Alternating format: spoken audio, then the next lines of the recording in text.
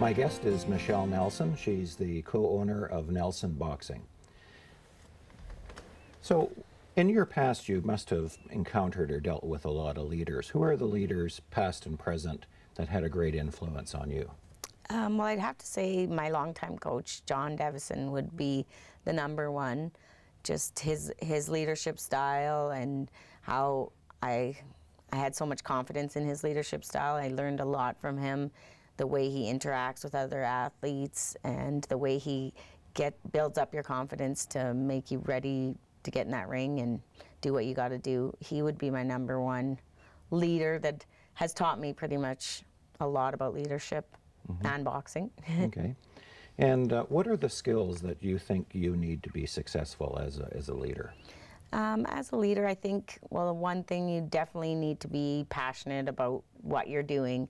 I mean, you can't go in and coach boxing if your heart's not really in it.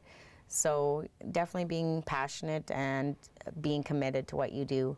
And I learned a lot of that from my coach. He was always committed. He was there no matter what. When we had a fight coming up, you know, there's never a day we'd miss training. So just that being committed, definitely. So what are some of the things that you've learned from your coach and your mentor that you've been able to carry over in your life? What I've learned, I think, is just being able to offer the kids that discipline and commitment to the sport, and also trying to instill that confidence in them, which I found he really did that for me, and that was how I think I won my first national title. Is he really had my confidence up so high that I knew I was going in there to win it, and to try and do that to athletes is sometimes difficult. So he taught me a lot in that aspect. Do you ever have any of your students come back to you and say, geez, you made a big difference in my life, the things that I learned from you? And if so, what were the things that they took away from you? Yeah, I've had lots of kids say that to me, and lots that don't say it, but I've noticed a difference in them just over the years. Yeah, definitely. What's the biggest leadership lesson that you've learned? Biggest lesson I guess I've learned is to just always keep learning too, because I still watch other coaches and always will be learning from others, and you do make mistakes, so you learn from that.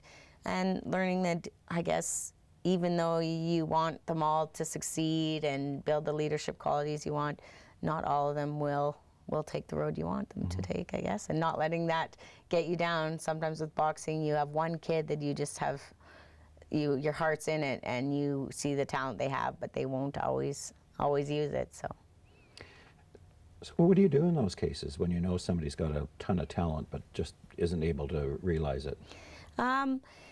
Sometimes you just have to let them realize it a bit for themselves. I know in the past you've had a kid and you've put so much time in, you've put your whole heart into it for 3 years, and the kid ends up kind of taking a different path, and that's just, I guess, a part of the sport too. You got to realize that you can't let it get you down, and you got to give them those qualities, but they also have to use it. And if they decide not to go with it, I mean, you can't let it get you down, and you got to just keep on moving forward. If you were to offer advice to someone new starting, in a leadership role, what would be some key nuggets of advice that you'd give them? Just to keep that commitment and the dedication and work hard, and definitely you're going to come into obstacles, and just to keep working and moving forward, not let them get you down. Yeah. One of the things that people often talk about is, I have a lack of discipline. I don't have the discipline to get up in the morning and to do those exercises or do the things that I need to do to be healthy. Having gone through that and exercised a lot of discipline in your life, what would you recommend to people that they can do to get discipline in their life? Find something that you definitely enjoy doing. Makes a huge difference. I know I still, even though being an athlete for almost 20 years, I still have to get myself in gear to exercise and stuff. I don't think it ever comes easy where you're just like, oh, I love running and eating healthy. I find I still have to use that discipline. But definitely finding something that you enjoy doing. if you like hitting the heavy bag and that relieves stress and makes you feel good, it's going to be a little bit easier to give yourself that motivation to get out there and spend a half hour working out than if you're doing something where you're dragging yourself and you don't enjoy doing it. It's always going to be so hard. Mm-hmm. One of the skills that a leader has to have is being able to motivate people. How do you motivate your students? One big aspect for the kids, I guess, motivating them is that they see the success that I've had and with my boxing, and they know that I had to work hard to get it. It doesn't come easy in boxing. If you're not going to work hard, you're not going to be successful. And I think that a lot of the kids see that, and they see that I had ups and downs in my career boxing, and it didn't come easy. I had to work really hard to get where I got. So I think that they see that, and it does help their motivation. There's an old saying that leaders are born, not made. How do you feel about that?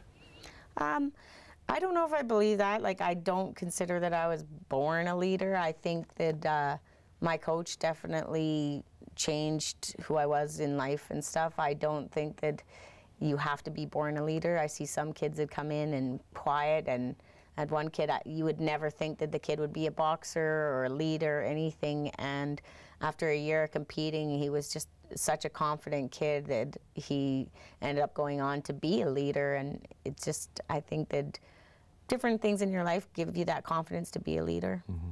Confidence sounds so important.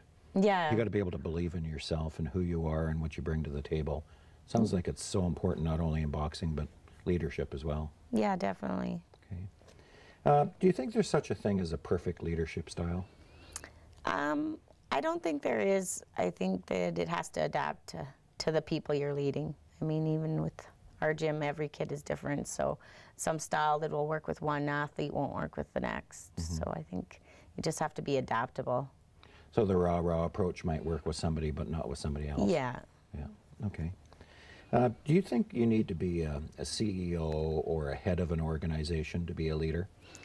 No, definitely not. I mean, even we have kids at our gym that are 16 and they've worked with me and stuff, and I get them leading like just little small aspects of the gym, but also on competitions and stuff. I see that they even take on that leadership role when they get to a competition and they see a kid who maybe it's his first competition.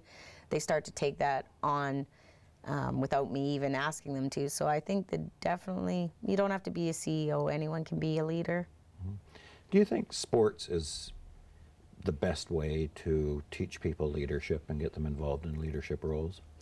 I think it's a very good way because they can start young. So, I mean, you can get your kids involved in sports and it will give them a bit of that confidence. Also the teamwork, even though boxing's an individual sport, we still work together as a team a lot. So I think it is like one of the best ways to get kids involved in leadership and to learn those qualities of leadership. Okay. Michelle, thank you very much for coming onto the show today. Really appreciate your comments and your insights into leadership. Thanks. My guest was Michelle Nelson. She's the co-founder of Nelson Boxing and a former two-time national champion, national team member, 8-time Golden Glove champion.